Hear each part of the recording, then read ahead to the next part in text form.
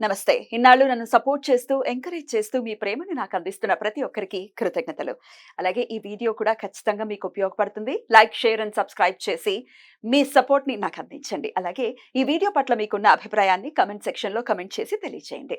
ఇప్పుడు వీడియోని చూద్దాం. జ్యోతిష్య శాస్త్రం ఒక అద్భుతం. వేదాంగమైన జ్యోతిష్య శాస్త్రం అనేటువంటిది మానవ జీవన గమనానికి ఒక వరం. జ్యోతిష్య శాస్త్రం నీ జీవితంలో వెలుగునింపే ఒక భాష. ఆ భాష నీకు అర్థమైతే ప్రకృతి నీతో మాట్లాడుతుంది. అస్ట్రాలజీ నేర్చుకోవాలి అనుకునే వారికి అద్భుత అవకాశం. మురళీధర శర్మ గారి అస్ట్రాలజీ క్లాసెస్ అతి త్వరలో మొదలు కాబోతున్నాయి. 100% జాబ్ గ్యారంటీ. వివరాల కొరకు సంప్రదించండి. నమస్తే, వెల్కమ్ టు అవర్ ఛానల్. నేను పద్మిని. ప్రస్తుతంతో పాటు ప్రముఖ ఆధ్యాత్మికవేత్త, నారీసేన ఫౌండర్, దత్త ఉపాసకురాలు శ్రీమతి లతా దత్త గారు మనతో పాటు ఉన్నారు. మాట్లాడదాం. అక్క నమస్తే. అక్క నమస్తే. జై గురుదత్త. జై గురుదత్త. అక్క అక్క అక్షయ సంపదలు కావాలి అని కోరుకు అంటే బయటికి చెప్పరేమో గానీ ఉంటుంది. అక్షయంగా అంటే చాలా ఎక్కువగా క్షయంగా ఉంది కూడా. దాని ఖర్చు ఇప్పుడు సంపాదిస్తున్నామండి, ఇద్దరం కలిసి 2 లక్షలు 3 లక్షలు సంపాదిస్తున్నాం, కానీ ఒక్క రూపాయి మిగలట్లేదంటే ఆశ్చర్యం అనిపిస్తుంది. అరే 15,000 18,000 తెచ్చుకునే వాళ్ళు కూడా బ్రతుకుతున్నారు. పేదరికంలో ఉండే వాళ్ళు కూడా ఎలా బ్రతుకుతున్నారు చక్కగా.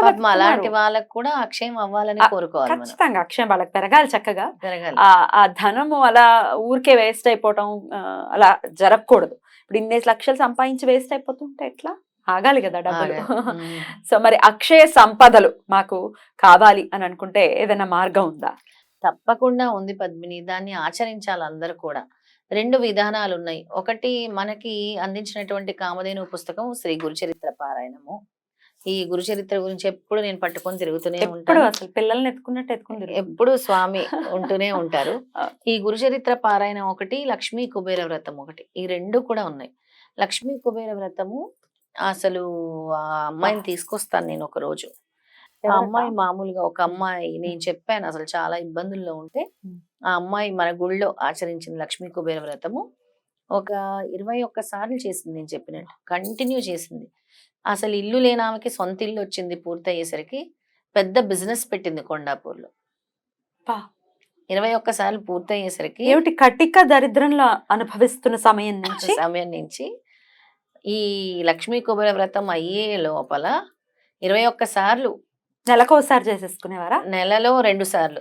నెలలో 2 సార్లు అలా కంటిన్యూ చేసి ఒక సంవత్సరం సంవత్సరం లోపు పెద్ద బిజినెస్ ప్లేస్ కొండాపూర్లో. ఇప్పుడు నాకు తెలిసి నెలకి 2-3 లక్షలు ఈజీగా వస్తాయి. 2 లక్షలైనా. సొంత ఇల్లు బాచ్పల్లి దగ్గర కొన్నారు. తీసుకొస్తాను అమ్మాయిని ఎందుకంటే మన గుళ్ళో నేను చెప్తే చేయించి అమ్మవారికి ముక్కు పుడక కూడా చేయించారు, బంగారు ముక్కు పుడక కూడా. ఎందుకంటే అప్పటికి ఇంకా ఇవన్నీ రాలేదు, కానీ పూర్తయిందని ముక్కు పుడక ఇచ్చారు. అమ్మని ఇచ్చింది. లాస్ట్ ఇయర్ ఇది జరిగింది. చాలా ఇలా లక్ష్మీ కుబేర వ్రతము ఒక్కసారి కాకుండా 5 సార్లు 11 సార్లు ఇలా ఆచరిస్తే తప్పకుండా అక్షయ సంపదలు వస్తాయి. ధన ధాన్య అష్టైశ్వర్య ప్రాప్తిరస్తు అన్నట్టు అలా అన్ని వస్తాయి. అది కాకుండా మాకంత స్తోమత లేదు, ఇంట్లోంచి బయటకు వెళ్ళలేము, సామూహిక వ్రతాలు చేయలేము, ఇలా పీఠంలో నేనే చేయిస్తున్నాను ఇదంతా. లక్ష్మీ కుబేర వ్రతం కూడా ప్రతి ఏకాదశి తిథి రోజు చేస్తున్నాను సామూహికంగా అన్నమాట. నెలలో 2 ఏకాదశులు, 2 ఏకాదశులు కూడా లక్ష్మీ కుబేర వ్రతం. అంటే మాకు తొందరగా కావాలనుకున్నా చాలా మంది అడుగుతున్నారు కాబట్టి 2 ఏకాదశులు కూడా చేస్తున్నారు. దత్తపీఠంకి వచ్చి చక్కగా చేసుకోవచ్చు. లక్ష్మీ కుబేర వ్రతం రిజిస్టర్ చేసుకొని చేసుకోవచ్చు. దాంతో పాటు ఈ గురుచరిత్ర చూపించాను కదా, ఇందులో ఒక కథ ఉంది. ఆ కథ ఏంటంటే, ఒక నిరుపేద అతను, నిరుపేద అని అనుకోవచ్చు, అందరూ అన్న సమారాధన నృసింహ సరస్వతి స్వామి మహిమ తెలిసి జనాలు బాగా రావటం మొదలు పెడుతుంటారు గానగాపురానికి. వచ్చి అందరి భిక్ష చేయటము, ఊర్లో వాళ్ళందరినీ పిలవటము. ఇప్పుడు మనం ఎలా అయితే పీఠంలో చేస్తున్నాం అలా తెలుసుకుని అలా అన్న సమారాధనలు జరుగుతుంటాయి. పాప ఈయన దగ్గర డబ్బు ఉండదు. ఒక చిన్న మూట కట్టుకుని ఇంతే బియ్యం. ఆ బియ్యం ఎంతమందికి వస్తాయి? రోజు మనసులో కోరిక ఉంటుంది, పెట్టలేడు. ఒకరోజు అందరు ఈయనని హేళన చేస్తారు. ఈయన వల్ల ఏమవుతుంది, ప్రతిరోజు ఒకరు పెడుతున్నారు కానీ పెడతానంటాడు, పెట్టడు, ఈయన వల్ల ఏమవుతుంది అని. గురుదేవుడికి తెలుస్తుంది అనమాట. అయ్యో గురుదేవుడికి అన్ని తెలుసు కదా, సర్వాంతర్యామి కదా. ఆయన పేరు భాస్కర శర్మ. ఆ భాస్కర శర్మను పిలిచి, ఇవాళ భాస్కర శర్మ అన్న సమారాధన చేస్తున్నారు, ఎవ్వరు కూడా ఇంట్లో అన్నాలు వండుకోకూడదు, అందరు ఇక్కడికే రావాలి భిక్షకని స్వామి చెప్తారు. స్వామి ఉన్నప్పుడు అయితే భౌతికంగా, స్వామి భౌతికంగా ఉన్నప్పుడు జరిగిన కదా ఇది. అప్పుడు భాస్కర శర్మయే ఈ రోజు అన్న సమారాధన చేస్తున్నాడు. ఆయన వండినవి ఇంతింతే, మరి ఎలా స్వామి అంటే, నీకెందుకు నేను ఉన్నాను కదా అని అక్షయంగా అక్షయంగా ఎంతమంది వస్తే అంతమంది వచ్చి తిని వెళ్ళిన తర్వాత మళ్ళీ వంట పదార్థాలు చూస్తే ఎంత వండారో అంత మిగులుతాయి. అప్పుడు స్వామి చెప్తారు, అందుకే అక్షయ సంపదల కొరకు అక్షయ పాత్ర అంటే, అక్షయ సంపదలు అంటే డబ్బు ఒక్కటే కాదు, అంతే కదా. నీకు కడుపు నిండా తినటానికి అన్నం ఉండాలి, అన్నపూర్ణేశ్వరి దేవి అనుగ్రహం ఉండాలి, ఆరోగ్యంగా ఉండాలి, ఖచ్చితంగా. మనశ్శాంతిగా ఉండాలి, ఆ భార్యాభర్తలు చక్కగా సఖ్యంగా అన్యోన్య ఉండాలి. దాంపత్యంతో ఉండాలి. ఇవన్నీ కూడా ఐశ్వర్యమే, అక్షయ సంపదలు అంటే. Correct correct. డబ్బు ఒక్కటి కాదు. ఈ అధ్యాయం 38వ అధ్యాయం ఎవరైతే చదువుతారో, నేను చెప్పినటువంటి కథ భాస్కర్ శర్మ వృత్తాంతం ఎవరైతే చదువుతారో, అలాగే గురుదేవుడు ఎలా అనుగ్రహించారో, అతన్ని ఎలా ఆశీర్వదించారో ఆ అధ్యాయం చదివితే అక్షయ సంపదలు వస్తాయి. 41 రోజు చదవాలి, మండలం చదవాలి. అద్భుతం అక్క. మరి ఎలా మేము చదివాము రాలేదని కాదు, నువ్వు ఏ భావంతో చదువుతావో అదే భావంతో నేను నీకు ఇస్తాను అని స్వామి చెప్పారు. నువ్వు ఏ భావనతో మొదలుపెట్టి చదువుతావో ఒక తలుపు స్వామి తెరుస్తారు నీకోసం. డబ్బంటే వచ్చేసి లక్షలు పడిపో, ఏదో ఒక దారి స్వామి చూపిస్తారు, మార్గం స్వామి చూపిస్తారు. ఆ మార్గాన్ని నువ్వు పట్టుకోవాలి, స్వామి నీకు ఇండికేషన్ ఇస్తారు.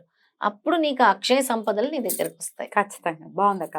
అయితే ఎలా చేయాలంటారు? 48 రోజులు చేయమంటున్నారా? ఎట్లా అక్క? 41 రోజులు 41 రోజులు. ఓకే. 41 రోజులు ప్రతిరోజు ఈ అధ్యాయాన్ని చదువుకోవాలి. 38వ అధ్యాయం. 38వ అధ్యాయం ఈ గురు చరిత్రలోని 38వ అధ్యాయం చదువుకోవాలి.